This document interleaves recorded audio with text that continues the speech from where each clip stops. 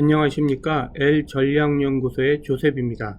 오늘은 미국의 아이오와 주에서 처음으로 미국 공화당 대통령 후보 경선이 실시되었는데 거기에서 트럼프가 압도적으로 당선되었다는 소식의 의미에 대해서 여러분들과 함께 살펴보도록 하겠습니다. 제가 지난 방송에서 성공하는 투자가가 되려면 단지 여러분이 경제나 비즈니스에 대한 지식만 갖춰서는 안 되고 중요한 국제 정치 전략, 군사 이슈들에 대한 최소한 맥은 짚고 가실 수 있어야 투자에 성공할 수 있다라고 제가 설명드린 바가 있었습니다. 그러면서 제가 올해 초에 방송을 하면서 최소한 국내 국제적으로 다음에 두 가지 이벤트에 대해서는 좀 짚고 넘어가자 이렇게 권고드린 바가 있는데요. 바로 국내적으로는 4월 10일에 있을 대한민국 국회의원 총선이 되겠고요. 국제적으로는 11월 5일 날 있을 미국 대통령 선거가 되겠습니다.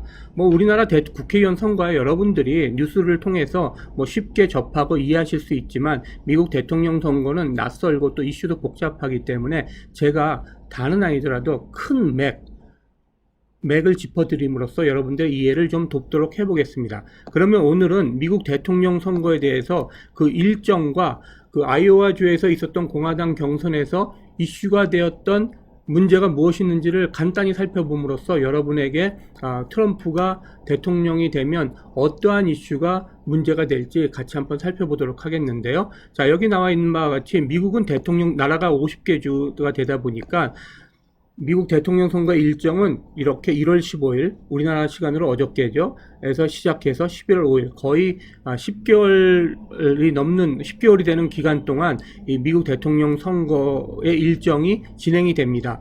그런데 이제 1월 15일 조금 전에 그 공화당의 아이오와 주에서 첫 번째 공화당 경선이 있었는데 그 경선 결과가 몇 시간 전에 발표가 되었는데 트럼프가 압도적인 표차로 당선이 되었다라는 그 뉴스와 함께 미국의 대통령 선거 일정이 시작이 되겠습니다. 그리고 민주당은 6월 달에 경선을 민주당의 대통령 후보를 결정하는 경선을 시작하는데 관례적으로 현직 대통령인 바이든이 민주당의 대통령 후보로 나서게 되겠습니다. 그래서 이렇게 50개 주에서 아이오와 주를 시작으로 50개 주에서 경선을 하면 공화당은 7월 달에는 그 공화당의 대통령 후보를 결정할 것이고 민주당은 8월 달에 민주당의 대통령 후보를 결정해서 11월 5일 날 미국 대통령 선거가 치루어지게 되겠습니다. 그런데 올해 있었던 바로 공화당의 첫 번째 경선이 미국의 공화당의 대통령 후보를 결정하는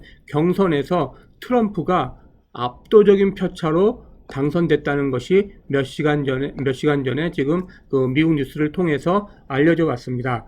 그래서 아까도 설명드렸듯이 공화당에서 경선을 시작해서 압도적인 표차로 이제 트럼프가 공화당 대통령 후보로 선출이 됐다는 뉴스가 있는데 여기 나와 있듯이 트럼프가 51%라는 표차로 당선이 돼서 결선까지 갈 필요가 없이 과반의 득표를 했기 때문에 트럼프가 첫 번째, 이 아이오와주는 주가 크다거나 향방을 대통령 후보 경선에서 누가 이기냐를 결정한다기보다 첫 번째이기 때문에 그 기세 내지는 앞으로의 향방을 점칠 수 있는데 이 아이오와주에서 트럼프가 살짝 20-30% 이긴 것도 아니고 51%라는 압도적인 표차로 당선이 됐기 때문에 우리가 2016년에 트럼프가 처음 대통령 후보로 나와서 대통령까지 당선되었을 때를 살펴보면 초반에는 트럼프가 약간의 돌풍을 일으켰지만 이렇게 압도적인 표차로 그 경선에서 승리하지 못했습니다. 그런데 이번에는 첫 번째 아이오와주 경선에서부터 돌풍을 일으키면서 51% 당선이 되었기에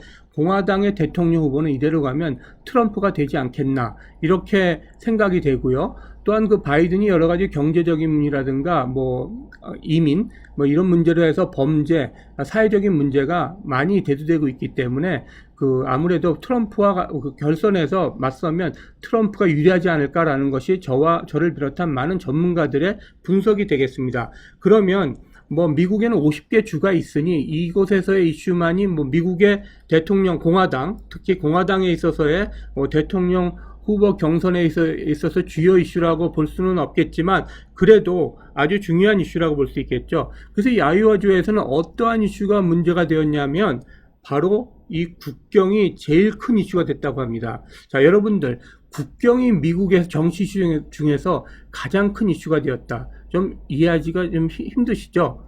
그런데 여기에 보시면 아이오와주는 여기에 이렇게 미국의 중북부에 위치해 있습니다. 그래서 국경 문제는 트럼프가 뭐 멕시코와 미국 사이에 큰 담장을 세우겠다 해가지고 여러 가지 이슈가 있지 않았습니까? 지난번에도. 그런데 이러한 국경 문제는 캘리포니아나 애리조나 또는 텍사스와 같이 멕시코와 국경을 접하고 있음으로써 많은 불법 이민자들이 마약을 소지하고 들어오거나 미국 내에 들어와서 범죄를 일으키는 이런 캘리포니아, 애리조나, 텍사스에서 있었던 문제인데 멀리 떨어진 아이오와 주에서 적어도 공화당 내에서는 국경이 가장 큰 이슈라고 지금 얘기하면서 트럼프를 압도적으로 당선시켰다는 겁니다.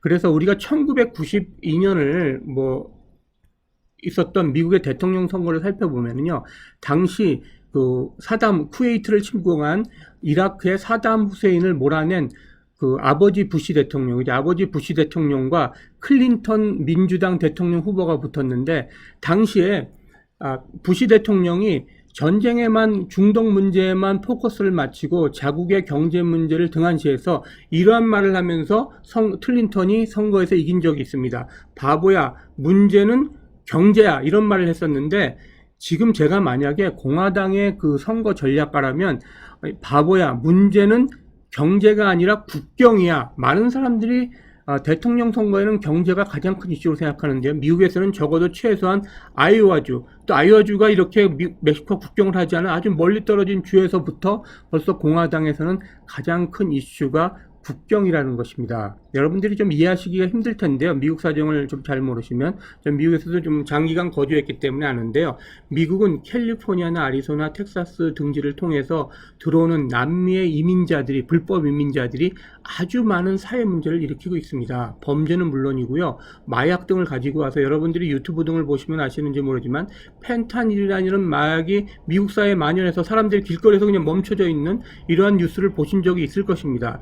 이러한 문제가 국경을 통해서 불법 이민자들이 마구 미국으로 몰려와서 미국의 아주 큰 사회 문제가 됐는데, 그것이 이제는 경제 문제를 뛰어넘어서 정치 이슈로 해서 가장 큰 이슈로 아이오와에서 대두가 되었다는 것입니다. 자, 미국 문제를 제가 다 살펴드릴 수는 없겠지만, 최소한 아이오와 주에서 있었던 미국 공화당 대통령 후보 결정을 한 경선에서 이 국경 이슈가 가장 크게 되었다는 점을 설명하면서, 그럼 오늘 방송은 이만 마치겠습니다. 이상 L전략연구소의 조셉이었습니다.